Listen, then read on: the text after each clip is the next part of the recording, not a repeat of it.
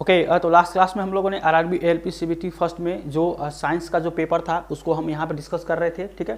तो यहाँ पे सेट वाइज जो डिस्कशन जो हम लोग कर रहे थे, तो सेट 10 तक का हम डिस्कशन कर चुके थे। ये हमारा आज जो है सेट 11, ठीक है। यहाँ पे सेट 11 को जो भी साइंस से रिलेटेड जो क्वेश्चन पूछा गया था उसको हम डिस्कस करेंगे। और यहाँ पे आप देखेंगे इस तारीख में आपका जो है यहाँ पे इस तारीख में शिफ्ट फर्स्ट का जो पेपर है इसको हम यहाँ पे देखेंगे इसमें किस तरह से क्वेश्चन पूछा गया था, ठीक है। तो यहाँ पे देखिए जो आपका फर्स्ट क्वेश्चन है कि किसी एकल आवृत्ति की आवाज़ को क्या कहा जाता है, ठीक है। तो एकल आवृत्ति की आवाज़ को क्या कहा जाता है, यहाँ पे नोट, पिच, टोन, हर्ट्ज, ठीक है। तो एकल आवृत्ति की जो आवाज़ होती है उसको आप टोन कहते हैं, ठीक है। इसको यहाँ पे इसका आंसर हो जाएगा ऑप्शन नंबर सी, टोन कहते हैं, ठीक है। और आवृत्ति कहाँ से चेंज, देखिए जो ध्वनि की चाल होती है वो क्या होती है, आपका जो एक माध्यम से दूसरे माध्यम में जब ध्वनि की चाल जाती है तो जो ध्वनि की जो गति होती है और तरंग दैर्ध्य वो आपका क्या होता है, ये बदल जाता है। यानी कि जो ध्वनि की जो गति होगी, ठीक है, और तरंग दैर्ध्य ये आपका बदलता है, तरंग दैर्ध्य, ठीक है, तरंग दैर्ध्य बदलता है, ठीक है, ये आपका बदल जाएगा, ठीक है। और क्या होता है यहाँ पे, जो आपका यहाँ पे आवृत्ति होती है, ठीक है, आवृत्ति ये नहीं बदलती है, ठीक है, आवृत्ति नहीं बदलती है, इसको भी आप याद रखिएगा, ये आपका इसकी आवृत्ति नहीं बदलती है, ठीक है।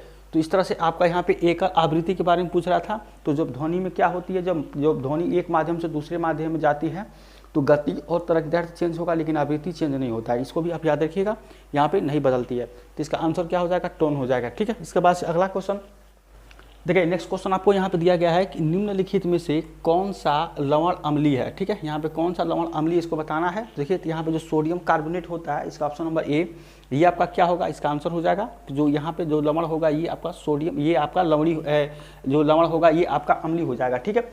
और इसका जो फार्मूला होता है, फार्मूला ये क्या होता है, ये होता है आपका Na2CO3, ठीक है, .10H2O, ठीक है, ये आपका फॉर्मूला होता है, ठीक है। और इसको क्या बोलते हैं, इसको बोलते हैं वॉशिंग सोडा, ठीक है, वॉशिंग सोडा भी इसको बोलते हैं, वॉशिंग सोडा, ठीक है।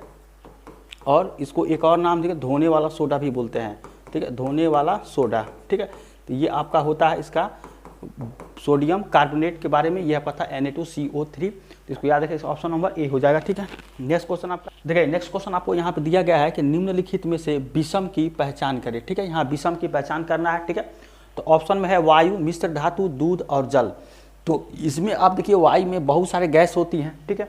ऐसे देखिए मिश्र धातु में क्या होता है, आपका बहुत सारे धातुओं का होता है, ठीक है। दूध में क्या होता है, पायस कोलाइड जो है ये आपका मिला होता है, इमल्सन जिसको बोलते हैं, ठीक है। तो यहाँ पे दूध में हो जाएगा। तो इसमें देखिएगा सब में सेम है, लेकिन ये जो जल होता है ये आपका क्या होता है, जल एक यौगिक होता है, ठीक है। और क्या होता है कि यहाँ पे हाइड्रोजन को जो है आपका ऑक्सीजन में जलाने से क्या होता है, यहाँ पे जल यहाँ पे आपको मिलता है, ठीक है। तो इसका जो आंसर हो जाएगा, जो विषम पहचान करना क्या हो जाएगा, आपका जल यहाँ पे सही हो जाएगा, ठीक है। इसके बाद देखिए आगे देखिए, एक शुष्क सेल में ऊर्जा किस रूप में संग्रहित रहती है, ठीक है। तो जो शुष्क सेल में जो ऊर्जा होती है इसको हम पहले भी देख रहे थे, ये आपके रासायनिक ऊर्जा जो होता है, ठीक है। शुष्क सेल में यहाँ पे केमिकल एनर्जी जो होता है ये आपका इसके रूप में संग्रहित रहता है। इसका ऑप्शन नंबर डी आंसर सही हो जाएगा, रासायनिक ऊर्जा, ठीक है। यहाँ आप देखिए 1 वाट किसके बराबर होता है, तो 1 वाट किसके बराबर हो जाएगा, 1 जूल प्रति सेकंड के बराबर हो जाएगा, ठीक है। यहाँ पे जो 1 वाट होता है 1 जूल प्रति सेकंड के बराबर हो जाएगा, इसका आंसर हो जाएगा ऑप्शन नंबर डी, ठीक है।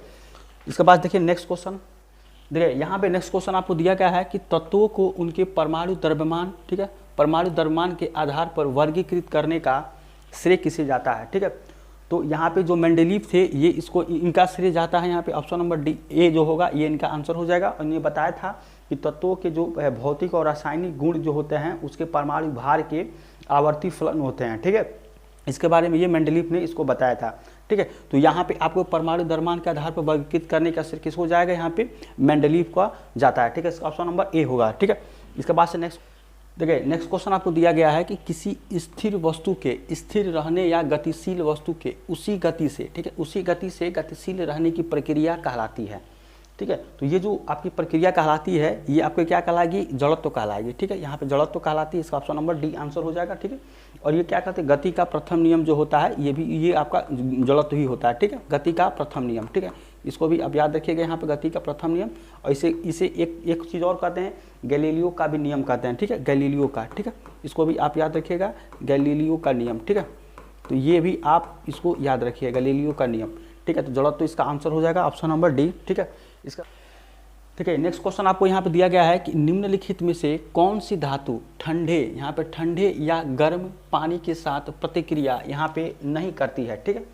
तो यहाँ पे ऑप्शन में है आपका सोडियम, पोटेशियम, कैल्शियम, एल्युमिनियम, ठीक है। तो ठंडे और गर्म पानी के साथ जो प्रतिक्रिया नहीं करती, ये आपका क्या करेगा, एल्युमिनियम करता है, ठीक है, ये आपका नहीं करता है, ठीक है। यहाँ पे इसके साथ में प्रतिक्रिया नहीं करती, इसके बारे में पूछा गया, तो एल्युमिनियम है, ये आपका नहीं करता है, ठीक है। और एल्युमिनियम का जो आपका परमाणु संख्या कितना होता है, इसका आपका परमाणु संख्या होता है 13, ठीक है, ये 13 होता है। अब परमाणु यहाँ पे द्रव्यमान जो होगा ये कितना होता है, ये 26 होता है, ठीक है। ऐसे कैल्शियम का परमाणु आपको बताए थे 20 होगा, ठीक है। और इसका जो यहाँ पे परमाणु द्रव्यमान, एटॉमिक मास जिसको कहते हैं, ठीक है, ये आपका 40 हो जाएगा। पोटेशियम कितना होता है, ये पोटेशियम क्या ये होता है, इसका सिंबल ये Ca होता है, ये पोटेशियम का, तो इसका एटॉमिक नंबर 29 यहाँ पे 19 हो जाएगा, ठीक है, पोटेशियम का। और क्या होगा, इसका 39 हो जाएगा एटॉमिक मास, ठीक है, इसको याद रखिएगा। यहाँ पर सोडियम है, इसका एटॉमिक, इसका जो सिंबल Na होता है, और इसका एटॉमिक नंबर कितना होता है यहाँ पे 11, मास नंबर यहाँ पे 23 होता है, ठीक है। तो इसको भी आप यहाँ पे याद रखिएगा, ठीक है। तो ये था आपका सोडियम, पोटेशियम, कैल्शियम, एल्युमिनियम। तो इसका आंसर क्या था, यहाँ पे एल्युमिनियम था, ठीक है। इसका आपका जो है यहाँ पे ऑप्शन हो जाएगा, ठीक है। देखिए यहाँ पे आपको नेक्स्ट क्वेश्चन दिया गया है कि pH मान में 7 से 14, ठीक है, ये इसका मान होता है कि हुई वृद्धि किसका प्रतिनिधित्व करती है, ठीक है। तो इसका जो प्रतिनिधित्व करेगी ये OH माइनस सांद्रता के लिए, ठीक है, H प्लस आयन सांद्रता के सांद्रता में वृद्धि, OH प्लस आयन सांद्रता में कमी, OH माइनस सांद्रता में वृद्धि। तो इसका ऑप्शन क्या हो जाएगा, option number D, OH minus ion सांद्रता में जो वृद्धि होगी ये आपकी क्या होगी, इसका प्रतिनिधित्व करती है जो pH मान में होता है, ठीक है। और जो pH का मान कितना होता है, 0 से 14 के बीच में होता है, ठीक है। एक होता है pH स्केल, ठीक है।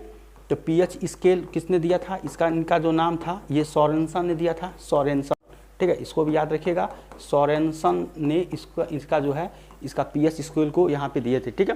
तो इसका आंसर जो होगा कि 7 से 14 में हुई वृद्धि किसका प्रतिनिधित्व करती है, तो OH माइनस आयन सांद्रता में वृद्धि का यहाँ पे प्रतिनिधित्व करती है, इसका ऑप्शन नंबर डी हो जाएगा, ठीक है।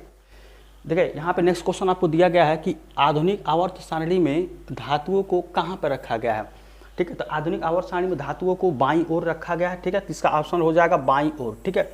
और क्या होता है यहाँ पे, जब दाईं से बाईं ओर जब आप जाते हैं तो क्या होता है, विद्युत ऋणात्मकता यहाँ पे ये आपका बढ़ता है, विद्युत ऋणात्मकता ये आपका बढ़ेगा, ठीक है, इसको भी याद रखिएगा, ऋणात्मकता यहाँ पे बढ़ेगा, ठीक है, ये बढ़ता है, विद्युत ऋणात्मकता बढ़ता है। और क्या होता है यहाँ पे कि यहाँ पे जो धात्विक गुण होता है वो कम होता है, और धात्विक गुण क्या होता है, बढ़ता है, यानी जो धातु गुण होता है, धातु की गुण होता है ये आपका कम होता है, ठीक है। और अधात्विक गुण जो होता है, अधात्विक, ठीक है, और धात्विक जो गुण होता है ये आपका क्या होता है, बढ़ता है, ठीक है। तो इसको भी आप याद रखता है, ठीक है, इसको भी आप याद रखिएगा, धात्विक गुण कम होगा और धात्विक गुण बढ़ता है। तो इसका आंसर जो हो जाएगा ये आपका ऑप्शन नंबर डी, बाईं ओर हो जाएगा, ठीक है। देखिए नेक्स्ट क्वेश्चन आपको दिया गया है कि ऐसी कौन सी धातु ऑक्साइड है, ठीक है, ऐसी कौन सी धातु ऑक्साइड है जो अम्लों के साथ साथ क्षारों के साथ भी प्रतिक्रिया करते हैं, ठीक है। तो यहाँ पे ऑप्शन में अम्लीय oxide, neutral oxide, amphoteric oxide, क्षारीय ऑक्साइड, ठीक है। तो अम्लों के साथ साथ यहाँ पे क्या होगा, क्षारों के साथ जो करते हैं ये क्या होते हैं, एम्फोटेरिक ऑक्साइड जो होते हैं, ये आपका आंसर हो जाएगा, एम्फोटेरिक ऑक्साइड जो है ये प्रतिक्रिया करते हैं, ठीक है। जिसका ऑप्शन नंबर सी हो जाएगा, एम्फोटेरिक ऑक्साइड, ठीक है। इसके बाद नेक्स्ट में देखिए, किसी परिपथ में विद्युत प्रवाह किसके द्वारा संभव होता है, ठीक है। तो विद्युत प्रवाह किसके द्वारा होता है, यहाँ पे न्यूट्रॉनों की गति के, इलेक्ट्रॉनों की गति के कारण जो है विद्युत परिपथ जो है यहाँ पे विद्युत प्रवाह होता है, किसी परिपथ में इलेक्ट्रॉनों की गति के कारण किसी परिपथ में विद्युत का प्रवाह होता है, ठीक है। तो इसका ऑप्शन नंबर डी आंसर हो जाएगा, ठीक है। ठीक है, तो ये था हमारा आज का क्लास। अगर आपको आज की क्लास अच्छा लगा चैनल सब्सक्राइब करिए, लाइक शेयर करिए, ठीक है। और जो है इसका जो है नेक्स्ट जो पार्ट होगा वो हम नेक्स्ट क्लास में देखेंगे, ठीक है। तो अगर आप चैनल पर जो है नए हैं तो चैनल को सब्सक्राइब कर लीजिएगा, ठीक है, बेल आइकन में प्रेस कर लीजिएगा। तो मिलते हैं नेक्स्ट क्लास में, तब तक थैंक यू सो मच।